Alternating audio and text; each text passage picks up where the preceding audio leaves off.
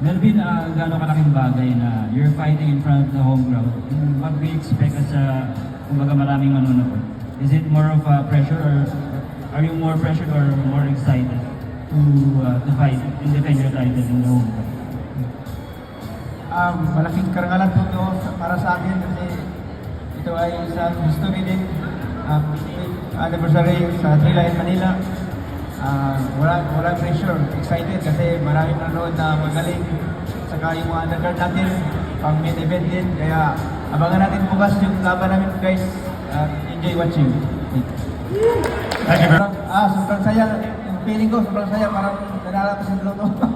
Kasi itong laban na to, isa to sa pinakamalaking laban ko sa buhay ko sa pagiging isang boksingero. Kaya salamat po sa pagbuo dito. Lalo kay Senator Manny Pacquiao, sa Blue by Blue family, at sa aking team, Steve Sanman, at sa lahat po ng mga Pilipino po na sumusuporta po. Maraming salamat po.